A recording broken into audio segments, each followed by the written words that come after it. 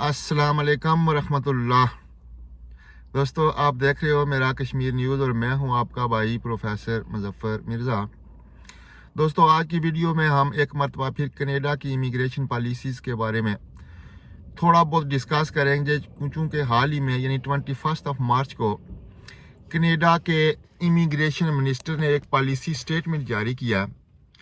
जिसके मुताबिक कनाडा की इमिग्रेशन में कुछ पाबंदियां लगाने के लिए सोचा जा रहा है और कुछ शोबों पे पाबंदियां लगा दी गई हैं। लेकिन इस सारे मामले में एक खुशखबरी उन लोगों के लिए है कि वो लोग जो पाकिस्तान, इंडिया और बांग्लादेश से हेल्थ केयर वीज़े पे और कंस्ट्रक्शन के मुतल्लिका यानी लेबर, बिल्डर्स, प्लम्बर्स, इलेक्ट्रीशियंस या लेबर से यानी कंस्ट्रक्शन के मुतल्लिका जितने भी शुबे हैं उनके बारे में जो वर्क परमिट हासिल करना चाहते थे या चाहते हैं, उनके लिए खुशखबरी है कि उनके कोटे को बरकरार रखा गया है। उनके ऊपर किसी किस्म की कोई पाबंदी नहीं लगाई गई है। यानी हेल्थ केयर और कंस्ट्रक्शन के शुबे को छोड़कर बाकी तकरीबन तमाम मामलात में इमिग्रेशन को सख्त किया जा रहा है। इसमें सबसे पहले तो वो लोग आते हैं जो टेम्परेरी रेजिडेंट वीज़े पर कनाडा में मौजूद थे। उनके लिए ये अच्छी खबर नहीं है, क्योंकि इससे पहले कनाडा में तकरीबन 25 लाख लोग पूरी दुनिया से ऐसे थे जो टेम्परेरी रेजिडेंट परमिट या टेम्परेरी वर्क वीज़े पे वहाँ पे मौजूद थे, या टेम्परेरी वीज़े की किसी भी कैटेगरी में आ रहे थे, जिनमें स्टूडेंट्स आ रहे थे, जिनमें मुख्तलिफ कंपनियों के लिए काम करने वाले आर्जी वर्कर्स आ रहे थे,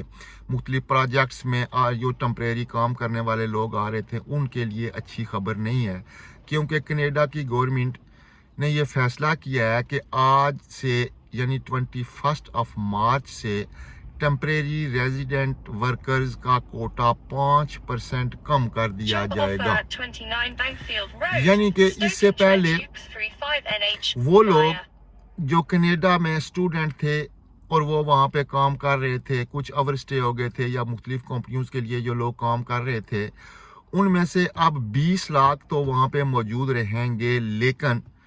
5 लाख लोगों को डिपोर्ट कर दिया जाएगा। ये वाज़े तौर पर इमिग्रेशन मिनिस्टर मिस्टर मिलर ने ऐलान किया है, उसकी टीम ने ऐलान किया है। तो सबसे बुरी खबर ये है कि वो लोग जो टेम्परेरी वीज़ा पर थे उनके लिए सख्तियां हो गई हैं। दूसरे नंबर पर कनाडा के इमिग्रेशन मिनिस्टर ने जो ऐलान किया है वो कंट्रोल ऑफ असाइलम्स है।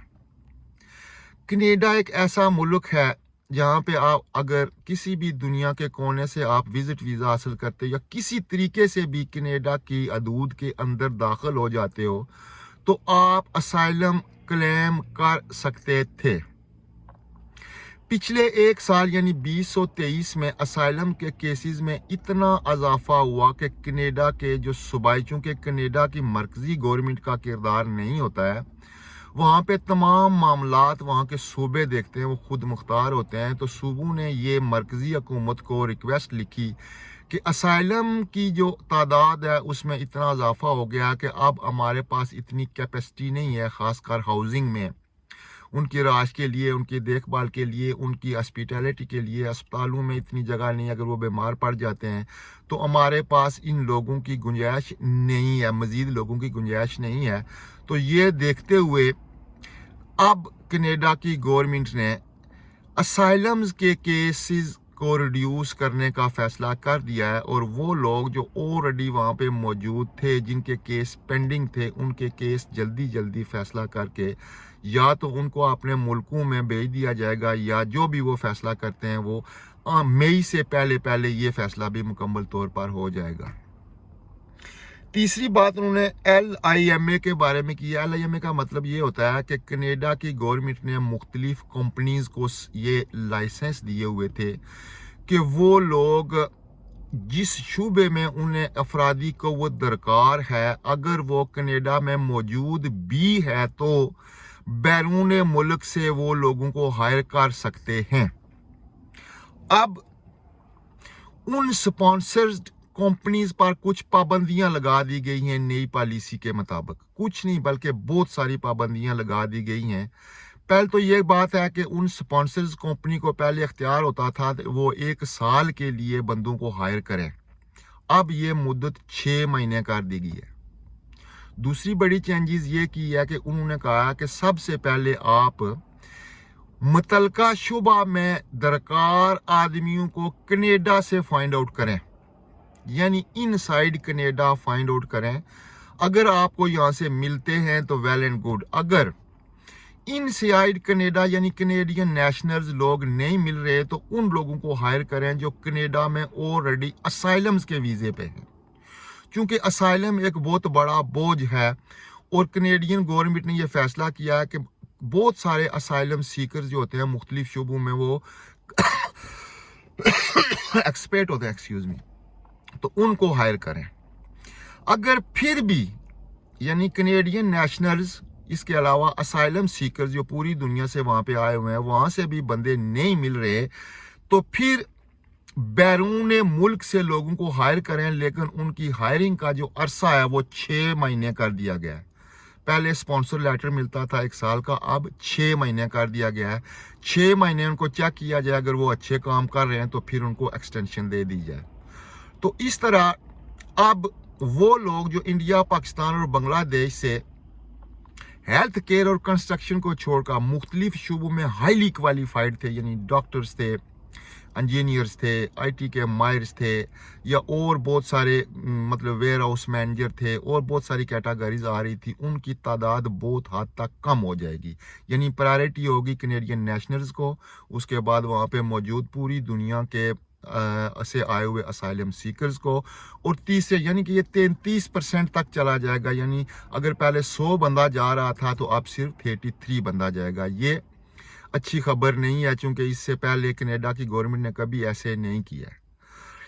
सबसे अच्छी खबर जो है आई है इस स्टेटमेंट में, जो कनाडा के इमिग्रेशन मिनिस्टर ने जो स्टेटमेंट दी है या जो पॉलिसी जारी की है, उसके मुताबिक अब भी वो मेरे दोस्त, वो मेरे भाई जो कंस्ट्रक्शन से रिलेटेड हैं,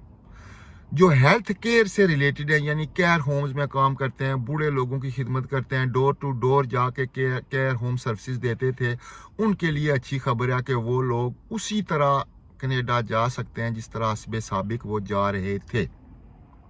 तो वो मेरे बहन भाई जो कंस्ट्रक्शन और हेल्थ केयर के शोबे से रिलेटेड है, उनके लिए ये नादर चांस है कि वो जिस तरह भी हो सके अपने लिए स्पॉन्सर्स ढूंढ के वो कनाडा का रुख करें, क्योंकि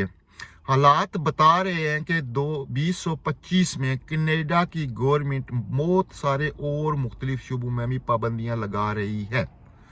क्योंकि दुनिया के हालात बदल रहे हैं, लोग तेजी से इमिग्रेशन कर रहे हैं और लोगों का रुख ज़्यादातर कनाडा, अमेरिका और इंग्लैंड की तरफ है।